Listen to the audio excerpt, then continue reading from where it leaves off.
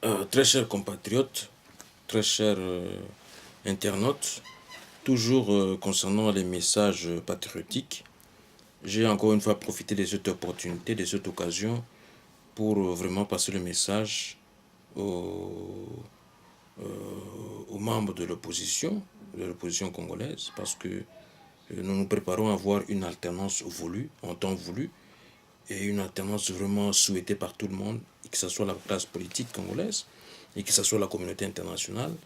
Voilà pourquoi j'ai profité de cette opportunité pour essayer de passer le message, pour exhorter nos, nos compatriotes qui travaillent sur le terrain, nos compatriotes de l'opposition, les exhorter à pouvoir continuer le combat parce que ce n'est pas encore fini. Il y a encore du chemin à faire.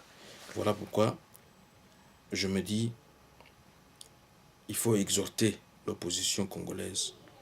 Il faut les encourager dans les voies qu'ils sont en train de poursuivre pour l'avènement d'une alternance politique voulue en temps voulu et dans un climat sain, dans un climat d'apaisement, pas dans le désordre, pas dans la précipitation, mais toujours dans la concertation et dans la voie pacifique que nous allons faire en sorte que la paix puisse retourner dans notre pays, et le développement puisse être là, l'emploi puisse suivre et tout cela. Voilà pourquoi je dis à mes compatriotes, partant des articles 22, 23, 24, 25, 26, garantissant la liberté d'association, de réunion et des manifestations de l'opposition congolaise. Si je peux aller rapidement en besoin pour ne vous citer que certains articles de la Constitution, notamment l'article 22 qui dit ceci: toute personne a droit à la liberté de pensée, de conscience, de religion. Toute personne a le droit de manifester sa religion et ses convictions, seule ou en groupe, tant en public qu'en privé, par le culte, l'enseignement, les pratiques, l'accomplissement des rites et l'état des vies religieuses, sous réserve du respect de la loi, de l'ordre public, des bonnes mœurs et des droits d'autrui. La loi fixe les modalités d'exercice de ces libertés. Article 23, toute personne a le droit à la liberté d'expression. Ce droit implique la liberté d'exprimer ses opinions et ses convictions, notamment par la parole, par l'écrit, l'image, ce que j'ai fait. J'écris des livres et tout cela par l'image. Je passe le message, on est en train de me filmer, je passe le message, c'est ce qu'on dit, par l'image, sous réserve du respect de la loi, de l'ordre public et des bonnes mœurs. Article 24, toute personne a le droit à l'information. Information est très important, il faut circuler. On ne doit pas être privé pour cela. Comment vous voyez, par exemple, dans Ngaba érosion salami, ou na Kisenso érosion salami, ou na Mbinza érosion salami, ou tremblement de terre salami, c'est par l'information. Alors voilà pourquoi je me dis que toute personne a droit à l'information. Comment vous saurez, par exemple, il y a une épidémie d'Ebola, ou il y a une épidémie de je ne sais quoi là, qui est en train de frapper Bandundu ou le Congo central? C'est par l'information. Donc voilà pourquoi je me dis, toute personne a droit à l'information. La liberté de presse, la liberté d'information et d'émission par la radio et la télévision, la presse écrite ou tout autre moyen de communication sont garantis sous réserve du respect de l'ordre public, des bonnes mœurs et des droits d'autrui. La loi fixe les modalités d'exercice de ces libertés. Les médias audiovisuels et écrits d'État sont des services publics dont l'accès est garanti de manière équitable à tous, à tous à tous les courants politiques et sociaux. Le statut des médias est établi par la loi qui garantit l'objectivité, l'impartialité et le pluralisme d'opinion dans le traitement et la diffusion de l'information. Article 25. La liberté de réunion pacifique et sans armes est garantie sous réserve du respect de la loi, de l'ordre public et des bonnes mœurs. Article 26. La liberté de manifestation, la liberté de manifestation est garantie.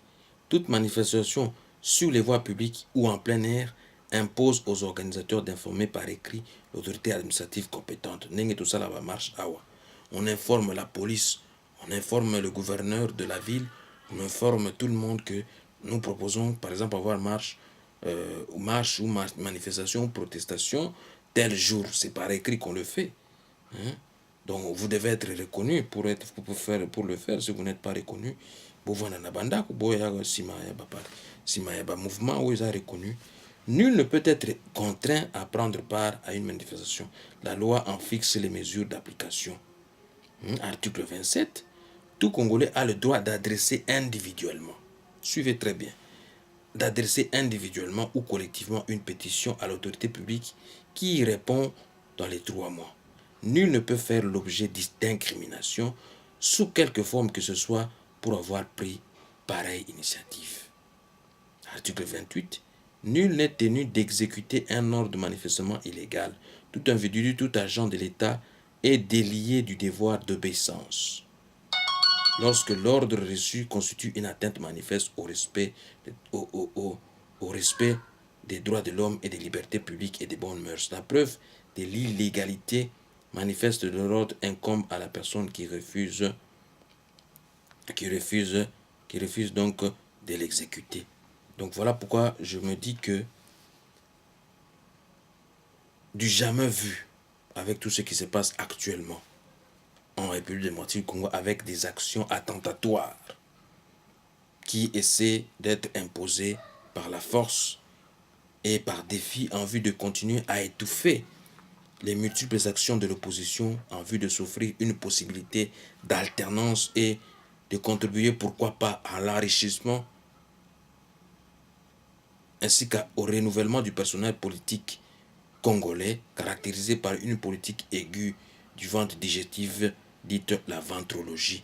Donc, les politiciens maboumou, tolingi sous les politiciens maboumou, tolingi ba vrai politicien ou vraiment bazo défendre ba cause ya mboka, ba cause ya ba peuple congolais et sikanyo sous bazouami. Tout d'abord, l'opposition constitue un contre-pouvoir. Son rôle est et doit toujours être celui d'éviter que la soi-disant majorité, une fois au pouvoir, de ne pas avoir continuellement la tentation de mener une politique portant atteinte aux droits et libertés des peuples. La base de la démocratie veut que l'opposition participe à l'existence du pluralisme politique qui va représenter dans un futur proche la possibilité d'une alternance politique. Suivez-moi très bien.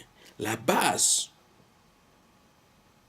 de la démocratie veut que l'opposition participe à l'existence du pluralisme politique qui va représenter dans un futur proche la possibilité d'une alternance politique. Donc on le sait très bien que parmi les membres de l'opposition, il y a quand même,